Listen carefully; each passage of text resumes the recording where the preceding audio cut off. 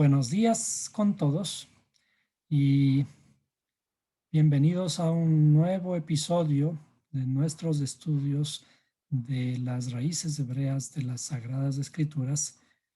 En este hermoso día de celebración en nuestro mundo, en este lado del mundo, estamos celebrando a las madres. Y para hacer esta celebración, vamos a hablar acerca de la matriarca Raquel, en hebreo Rachel. Rachel es la muchacha de la que se enamoró Jacob. Jacob, después de huir, al estar huyendo de su casa por los problemas que tuvo con su hermano, suplantarlo, etc., su madre le recomienda buscar a su tío, que se encontraba en la tierra de donde ellos salieron.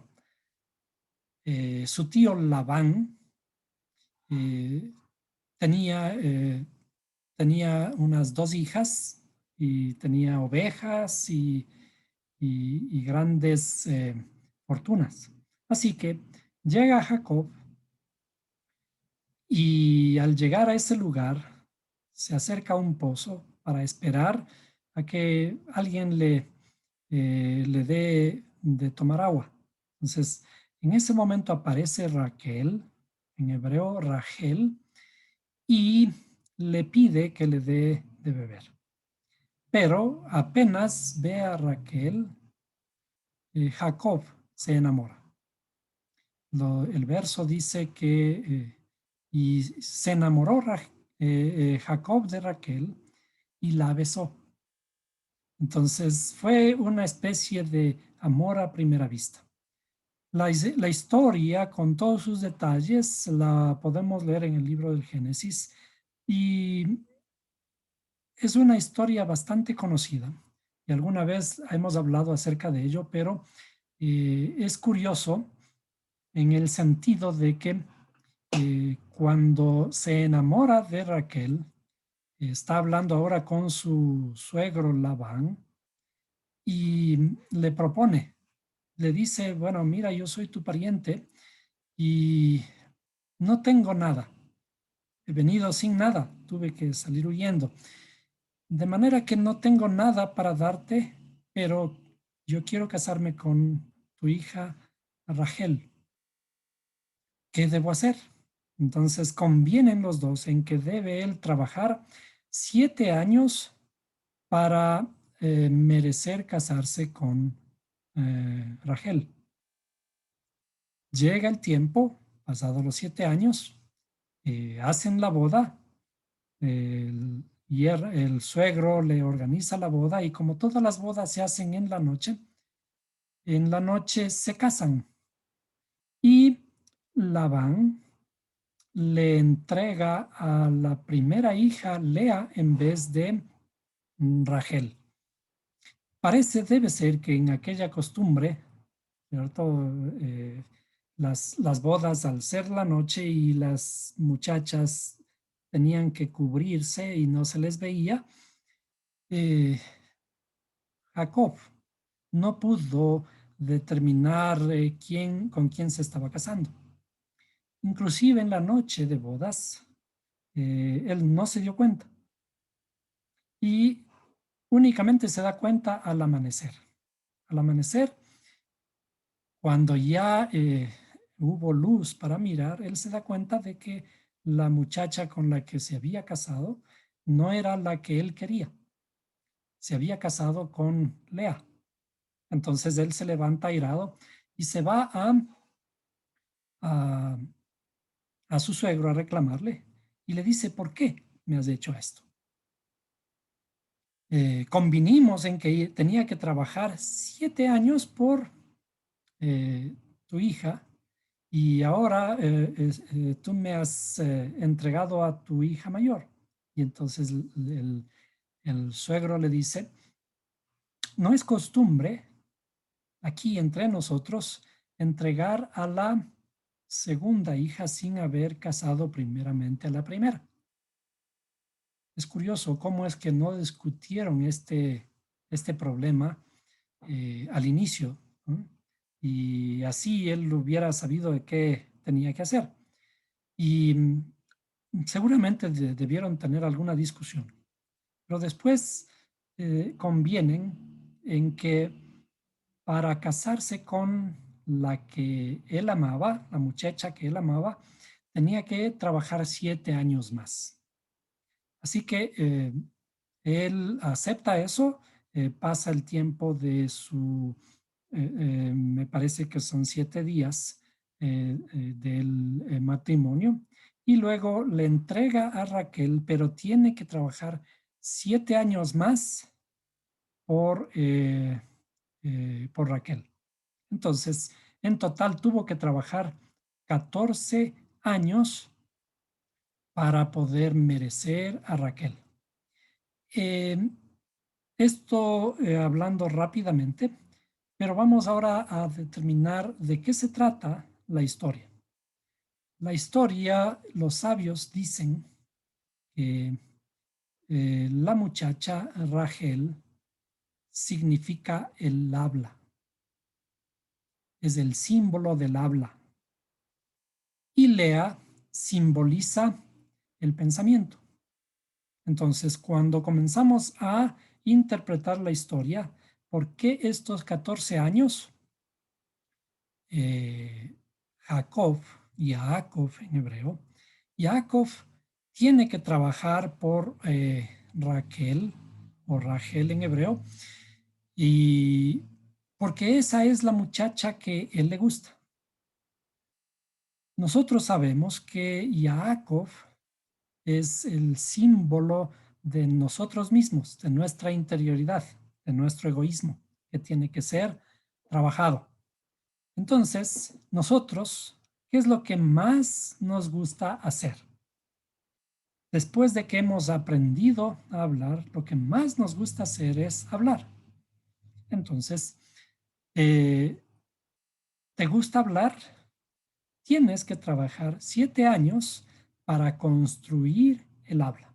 Y normalmente nosotros en nuestro crecimiento es a los 7 años que estamos listos para entrar a la escuela, para poder ya aprender a escribir. Entonces, el habla se construye en 7 pasos o en 7 años, pero nos gusta mucho hablar. Y la historia, la interioridad de la historia nos dice, perfecto, está bien, ¿te gusta hablar? ¿Te enamoraste de hablar? Primero tienes que aprender a pensar. Lea simboliza el pensamiento. Por lo tanto, ¿quieres hablar? ¿Te quieres casar con el habla? Cásate primero con Lea.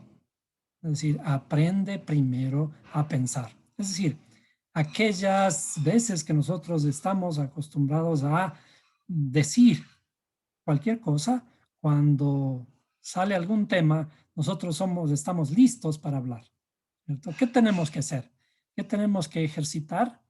Tenemos que ejercitar el pensamiento. Antes de que nuestra palabra salga, tenemos que pensar. Y el ejercicio de pensar es respirar. ¿Qué tenemos que hacer? Respirar, controlar nuestras emociones. Entonces, desde el punto de vista del árbol de la vida, vamos a pasar ahora a compartir la pantalla del árbol de la vida. Entonces, aquí en el árbol de la vida, siempre hemos estado refiriéndonos a todas las enseñanzas acerca del árbol de la vida. En el árbol de la vida, vamos a dibujar, ¿sí? Vamos a dibujar esta parte inferior que le vamos a poner de este color, ¿sí? A esto le vamos a llamar Raquel, ¿no? Por ahora. Y luego vamos a dibujar aquí arriba y a esto le vamos a llamar Lea. Entonces vamos a poner Esto es Lea. Voy a hacerle un poquito más grande. Lea. Y esto es Raquel.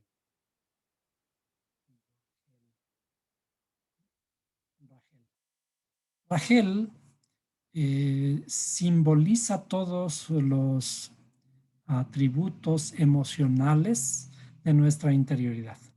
Los atributos emocionales rápidamente terminan en el habla. El habla vamos a dibujarla en la parte inferior. Esta parte vamos a llamarle simplemente el habla. Entonces, para poder hablar, necesitamos pasar estos 7 años de trabajo para ganarnos el derecho de casarnos con Rachel. Pero Labán, vamos a escribir aquí Labán, su suegro, su suegro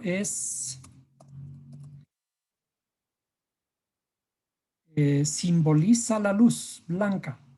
El significado de Labán es blanco.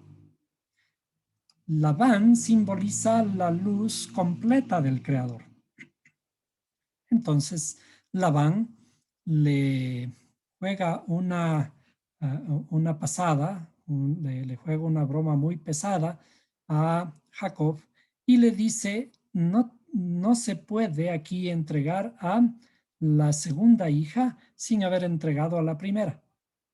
Es decir, no deberíamos hablar primeramente sin antes pensar. Lea simboliza el pensamiento, la parte suprema de nuestra interioridad. Entonces, pasados ya los 14 años, entonces ya podría estar libre Jacob de este compromiso y después de eso vemos que sale. Ahora, sale de allí, de los dominios de Labán. Ahora, ¿cuáles son los hijos de Raquel?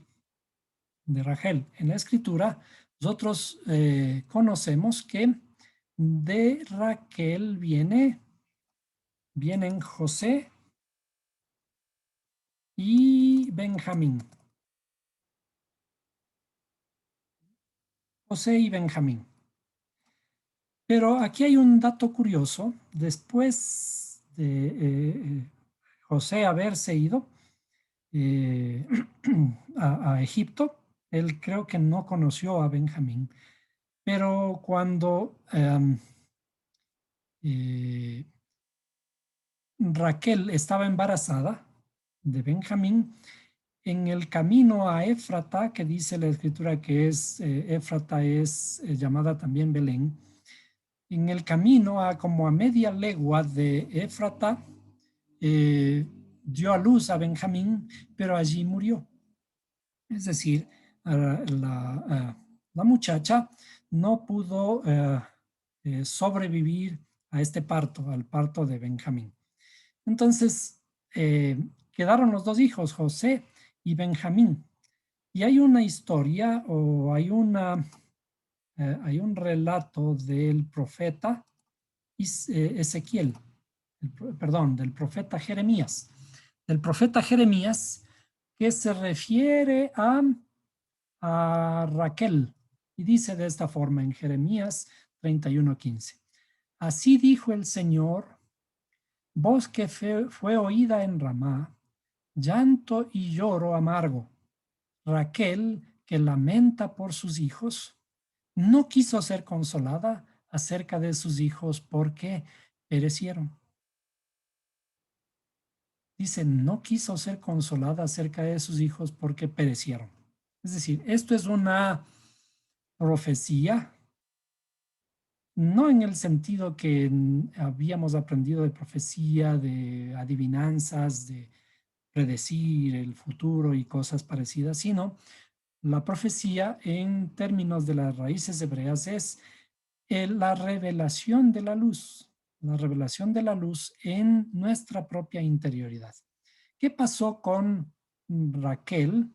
El profeta Jeremías habla una profecía bastante larga en esto, pero nos vamos a referir solamente al hecho de que Raquel murió en camino a Éfrata y dice, voz fue oída en Ramá. ¿Qué es Ramá? Vamos a mirar en la versión que nos lleva al diccionario en hebreo. Ramá, vamos a mirar aquí. A ver, ¿dónde estaba? Esperemos un poquito que está lento.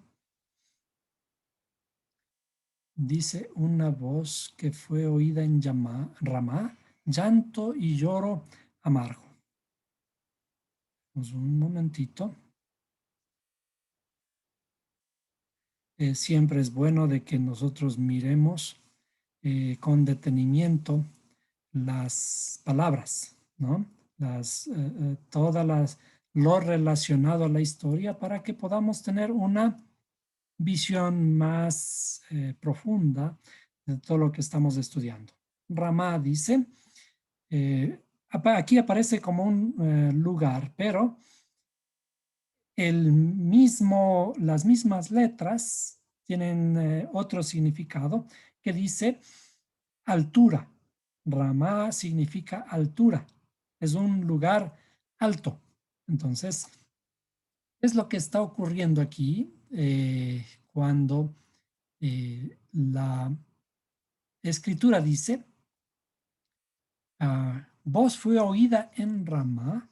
En realidad está diciendo en las alturas. ¿En las alturas de qué? En las alturas de nuestra interioridad. Llanto y lloro amargo, Raquel que lamenta por sus hijos, no quiso ser consolada acerca de sus hijos porque perecieron.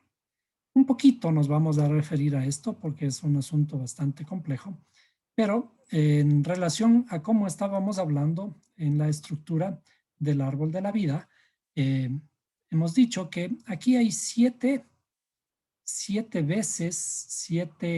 pasos que tenemos que realizar para construir el habla.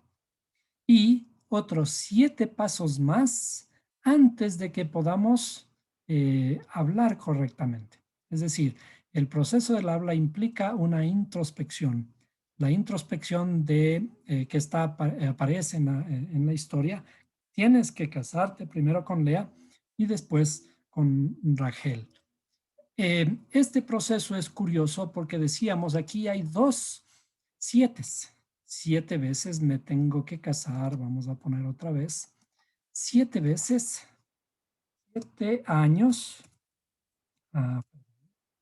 7 años por Lea, ¿sí? Y 7 años por Rachel. Entonces, son en total 14 años. Estos 14 años que son los 14 estados de construcción de nuestra habla, obviamente en términos espirituales. No son años, son días, son los días que tenemos que pasar. Es decir, que aquí en nuestra interioridad tenemos que construir nuestra habla a través de la introspección en nuestros estados emocionales. Los estados emocionales significan yo me emociono de cualquier tipo de emoción y hablo. ¿Y qué es lo que tengo que hacer? Tenemos que construir nuestra habla enlazada directamente con el pensamiento. Es decir, tenemos que trabajar con cada uno de nuestros estados intelectuales sobre cada uno de los estados emocionales para que podamos controlarlos. Es decir, 2 veces significa, es decir, dos veces 7 años, es decir, 14 años, significa con Jochma y con Binah. con padre, padre y madre. Con padre y madre tenemos que construir nuestra habla. Es decir, tenemos que dominar nuestras emociones y una vez que hayamos dominado nuestras emociones, estaremos preparados para el ascenso. ¿Y cuál es el primer lugar de ascenso a los que tenemos que llegar? Tenemos que ascender. Aquí hice un poco mal, ¿no? Tenemos que ascender, ¿sí? Primero hacia nuestra madre. Llegamos primero a la madre. Y esto es el símbolo de Shavuot. Shavuot es llegamos a nuestra madre. ¿Por qué? Porque son 7, aquí no sumamos 7 más 7, sino 7 por 7. Entonces 7 por 7 son ¿qué? 49 días, lo que también se ven en la cuenta del Homer, 49 días que tenemos que aprender a construir el habla para llegar a nuestra madre. Y entonces estamos llegando al portal número 50, que son los 50 portales ¿de qué? Los 50 portales del entendimiento. Es decir, cuando hacemos este trabajo de 50, es decir, perdón, de 7 por 7, 7 años por Lea, 7 años por Raquel, es lo mismo que estamos haciendo con la cuenta del Homer para llegar al entendimiento. Cuando llegamos al entendimiento ya estamos a un paso de la sabiduría también, porque recuerden que padre y madre siempre van juntos. Entonces, Shavuot es llegar al portal 50. Shavuot es llegar al portal 50 en donde se nos revelan las lenguas. Es decir, ya aprendimos a hablar, al hablar el lenguaje de nuestra alma, a dominar nuestras emociones. Eso simboliza Pentecostés. Pero dentro de esta historia de Pentecostés, y asimismo rápidamente, tenemos que recordar otra historia. Este llanto, antes de saltar a esta historia, perdón, este llanto, Rachel que llora por sus hijos, dice porque perecieron, porque para poder llegar a este ascenso tenemos que morir. Morir es estos 7 años para que conseguimos haber cumplido la primera parte del pacto con Labán. Cuando nos damos cuenta que nos ha entregado algo diferente, entonces nos quedamos en un estado de confusión. Ese estado de confusión es el estado de muerte. Entonces va y le reclama a Labán. Entonces muere para poder vivir nuevamente por su amada. Entonces conviene otra vez con Labán por conquistar otra vez a Lea. Es decir, este llanto significa o simboliza el hecho de que aún no estamos preparados todavía por alcanzar a nuestra madre. ¿Cuándo estamos preparados? Cuando hemos completado los 49 días o los 14 años y hemos llegado al entendimiento. Entonces ahora, cuando llegamos al entendimiento, aquí estas historias de 7 y 7 están relacionadas con otra historia también muy bonita que se cuenta en el libro de Ruth. El libro de Ruth es un libro que cuenta la historia de un príncipe de Israel que estando en Belén, curiosamente otra vez inicia la historia en Belén, con su esposa y sus 2 hijos deciden ir a vivir en tierras extrañas debido a una sequía que había en Israel. Esto lo vamos a dibujar. Vamos a dibujar un poquito, eh, rápidamente, asimismo pensando en que esto es más o menos la tierra de Israel. Y en la tierra de Israel, aquí hubo sequía, y aquí en Belén había un príncipe de Israel, ¿sí? Y este príncipe de Israel decide ir a vivir en, perdón, ¿cómo se llama esta tierra? Eh, Moab. Moab, que estaba al otro lado, al oriente, ¿no? En Moab, decide ir a vivir en Moab, ¿sí? Y se va con su esposa y sus 2 hijos. Pero sucede que aquí en Moab, vamos a escribir, esto es Moab, ¿sí? Aquí en Moab, él, como decíamos, viene con su esposa y sus 2 hijos, pero muere el príncipe, a Elimelech, y sus 2 hijos. Es decir, aquí se queda sola su esposa, Naomi,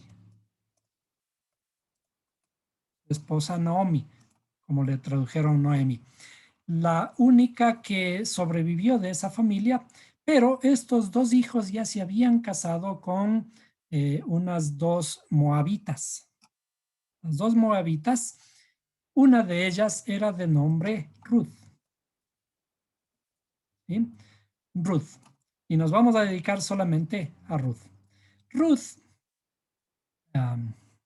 cuando Naomi decide retornar porque ya habían vuelto las lluvias a Israel, entonces dice, aquí ya no tengo nada, ya estoy sola, voy a regresar a Israel, a Belén. Su nuera dice, no te dejaré ir, me iré contigo, tu pueblo será mi pueblo y tu Dios será mi Dios.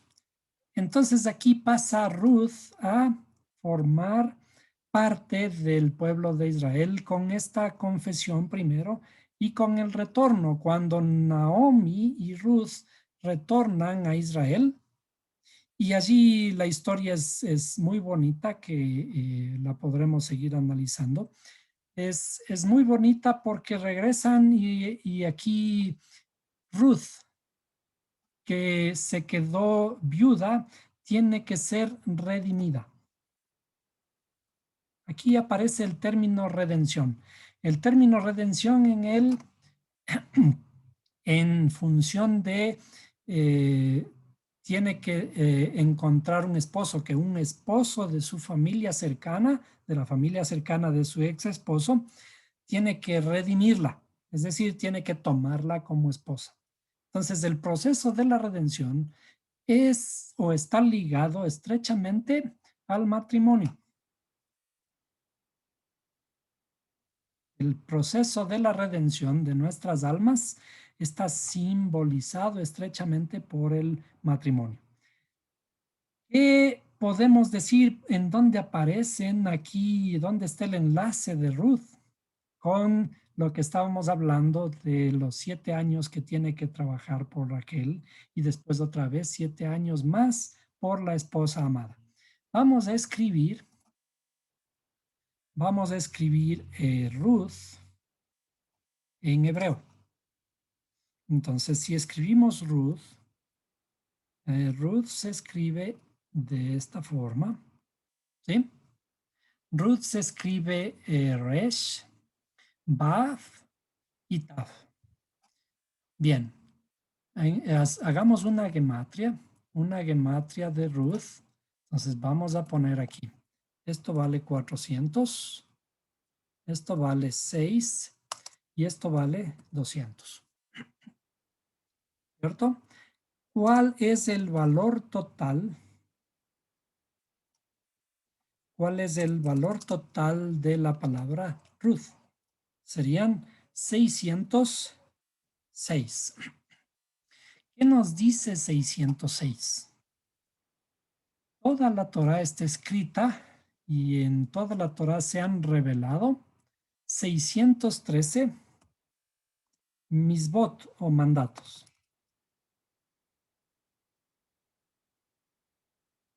¿Qué simboliza entonces Ruth? Ruth simboliza, aquí nos faltan, ¿cuánto nos faltan para los 613 mandatos? 600 de 606 serían 4 y 3. De aquí a acá tenemos 7, ¿cierto? De aquí a acá tenemos 7. Nos hacen falta 7 para poder completar. Es decir, Ruth, cuando inicia aquí esta historia, Ruth con su declaración a Naomi le dice, tu pueblo será mi pueblo y tu Dios será mi Dios, está en un estado inicial. Ya habíamos hablado antes de que esto es como Ruth, es al revés de Paloma. La paloma es la que anuncia, ¿cierto? Ruth es también Thor, al revés, ¿no es cierto? Al revés, Ruth es Thor y Thor es una paloma, un pichón, una paloma. Las palomas anuncian en escritura algo. La paloma, el nombre, el símbolo de la paloma en uno de los libros del Antiguo Testamento es Jonás. Y otro símbolo que aparece en el Nuevo Testamento es la paloma que anuncia, dice, este es mi hijo amado en quien tengo complacencia. Entonces aquí, esa declaración de Ruth es una declaración de su estado inicial. Le hacen falta 7 para completar su conversión, diríamos, ¿no? Su conversión, esto sería asumir la Torah literal o la Torah escrita, ¿cierto? La Torah escrita o asumir la Torah escrita que es la Torah de Moisés. ¿Bien? La Torah de Moisés. Una vez que ha alcanzado la Torah de Moisés con su retorno, ahora es necesario alcanzar la corona. Y para eso nos vamos nuevamente a nuestro diagrama del árbol de la vida. Entonces estamos, Ruth alcanza los 613 misbot que corresponden nuevamente. Vamos a dibujar otra vez aquí. Ruth corresponde al dominio de los 7 primeros años de la ley escrita, de la Torah escrita. Entonces, digamos que Ruth alcanza estos 613 aquí, vamos a poner 613, ¿bien? Alcanza los 613, tiene que alcanzar también la corona. Vamos a dibujarle de otro color. La corona es el final de todo. Es decir, cuando estamos en los 613, todavía nos faltan 7 más. Vamos a dibujar, digamos, para llegar aquí a la corona, vamos a decir que nos faltan 7 más. ¿Por qué nos faltan 7 más? Son 613 más 7, nos deben dar 620. ¿Y qué gematria tiene Keter? Hagamos la gematria de Keter, que es la gematria que tenemos de la palabra que está escrita aquí. Vamos a hacer esa gematria rapidito aquí. Entonces, comencemos desde la izquierda a la derecha. Vamos a hacerle un poquito más chiquito para que nos alcance. Entonces tenemos Keter, desde la izquierda es una res que tiene valor 200. Quizás vamos a hacerle más chiquito inclusive. ¿Ya? 200 más 400 son 600 y más 20 son 620. Es decir, cuando alcanzamos estos dos pasos de 7, 2 7, alcanzamos la corona.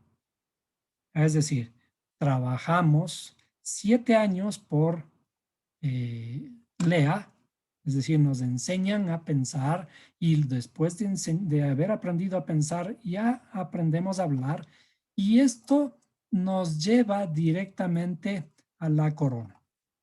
Ahora, ¿por qué es la corona? Cuando hemos llegado a los estados, al estado de Binah, ¿sí?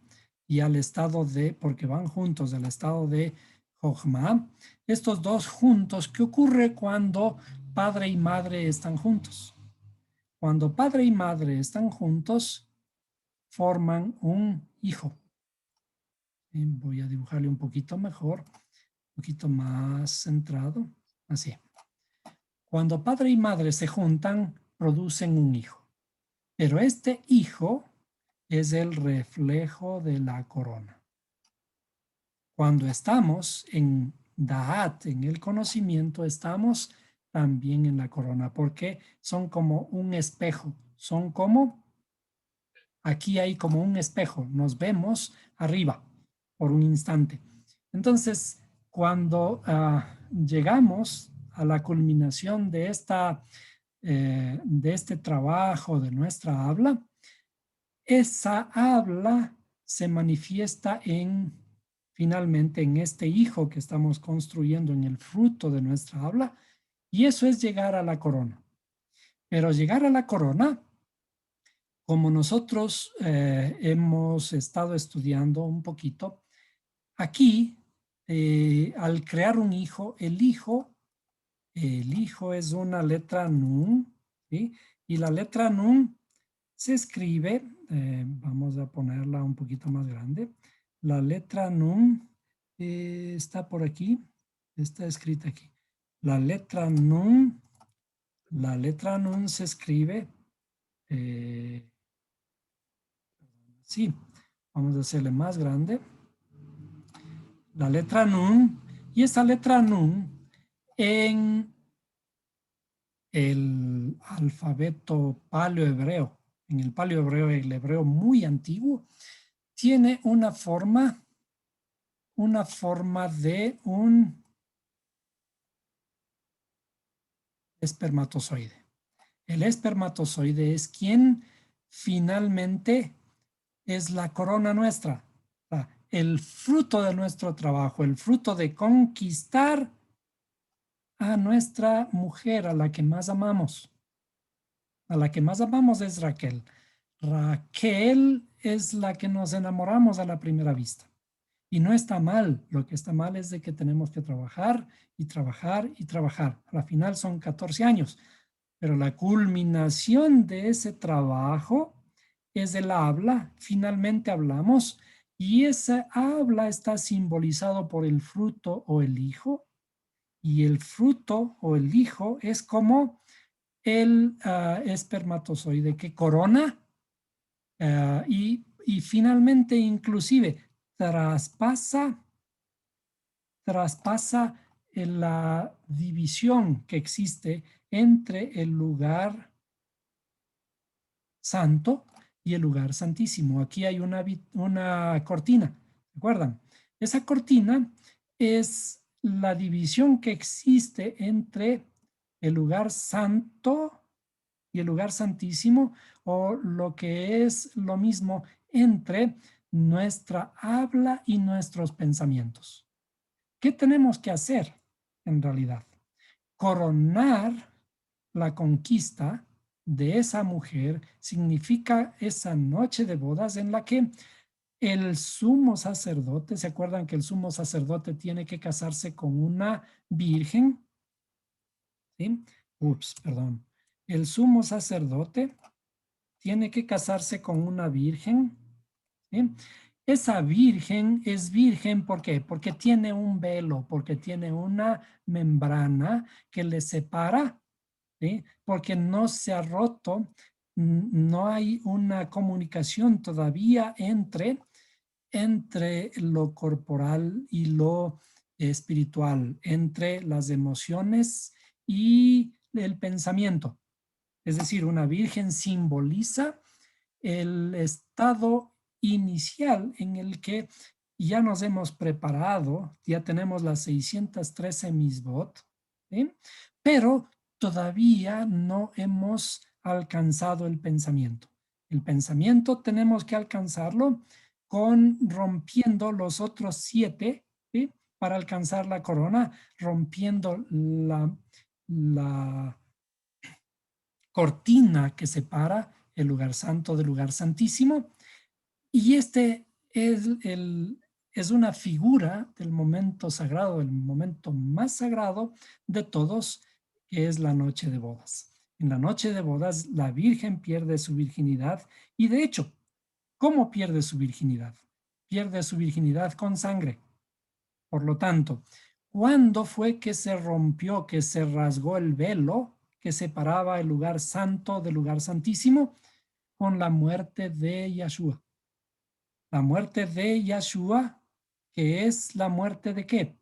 La muerte de la letra Nun, y la letra Nun es el conocimiento, y la letra Nun está simbolizado por el espermatozoide, que finalmente logró romper esta membrana para llegar a la corona.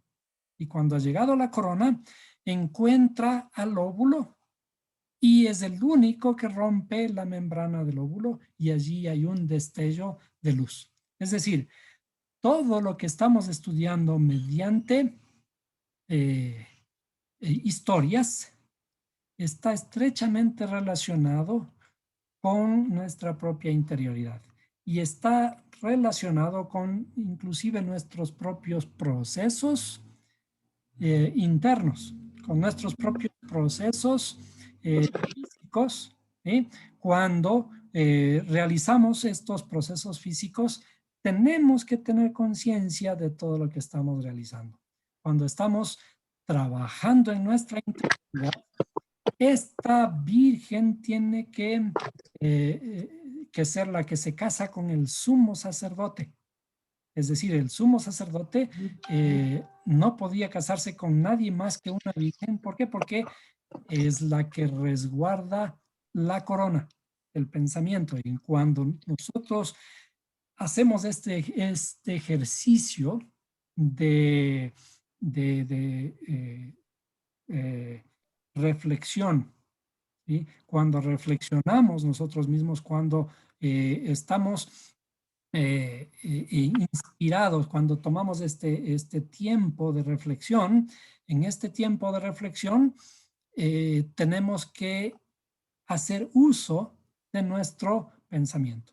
Nuestro pensamiento, ¿por qué tenemos que hacer uso del pensamiento? ¿Por qué? Porque cuando llegamos a esta corona, en realidad vamos a depositar aquí una semilla, ¿sí? Una semilla que va a servirnos para el futuro. Es decir, este Keter simboliza nuestro inconsciente, la parte más interna nuestra, y esa parte interna, más interna nuestra es el fruto de todos nuestros aprendizajes que realizamos aquí. Cuando aprendemos, cada vez que aprendemos, guardamos algo en nuestro inconsciente. Y en ese inconsciente, eso que está guardado se va a reflejar otra vez a nuestra boca. Entonces, por ello, este debe ser considerado el lugar más sagrado nuestro. El lugar más sagrado, ¿por qué? El lugar más sagrado porque aquí en nuestra interioridad, en nuestra intimidad, en nuestra privacidad, nosotros tenemos el derecho de no ser violados, de que nadie puede entrar sin nuestro permiso. Es decir, lo que guardamos aquí en nuestro inconsciente es privado nuestro y debe ser el fruto de todo nuestro trabajo, todo lo que hemos acumulado a lo largo de nuestras experiencias, y ese es el reflejo de lo que hablamos. Entonces, todo este trabajo de aprender a hablar, que está relacionado estrechamente con nuestra madre, ¿sí? Nuestra madre es la que nos enseña a hablar y sigue siendo dentro de nuestro inconsciente mismo, de nuestro entendimiento, sigue siendo la que nos guía. La tengamos o no la tengamos todavía, nuestra madre sigue siendo la que nos sigue guiando con, con sus consejos, ¿sí? Con sus palabras nos sigue guiando. ¿Para qué? Para que sigamos haciendo este trabajo de crecimiento espiritual. Y cuando hacemos este trabajo de crecimiento espiritual, estamos transformándonos a nosotros mismos. Este es el sentido de Shavuot. Este es el sentido de las historias. Este es el sentido de la cuenta del Homer. Este es el sentido de Ruth, el libro de Ruth. ¿Sí? Que parecen historias, historias por aquí, historias de un pueblo que hacen esto, esto, otro, pero en realidad está hablando de nuestra interioridad, de cómo debemos construir nuestra propia personalidad, porque cada vez que guardamos aquí un conocimiento, este conocimiento nos está dando un cierto grado de personalidad. Lo que nosotros somos, lo que nosotros hacemos se refleja por lo que está guardado aquí. Por eso en la escritura dice que de lo que está guardado el corazón habla la boca. Y ese debe ser el sentido de el conocimiento, de todo el conocimiento que estamos realizando. ¿Para qué conocer? Para transformarnos a nosotros mismos y para que finalmente esa transformación tenga un sentido en todo lo que hacemos aquí en este mundo. Hasta aquí la clase de hoy.